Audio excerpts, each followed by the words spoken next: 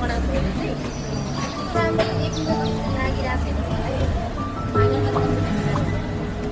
आज चाहिँ मैले यो मिनी पर्स बनाएर ल्याएको त्यसको लागि चाहिँ हामीले चाहिँ पिठा बनाउनु चाहिँ 10 घन्टा भयो। यो पिठा बनाएको कहिले बनाइसक्नु थाहा छैन। अनि मैले चाहिँ यो चाहिँ फ्लावर यसको लागि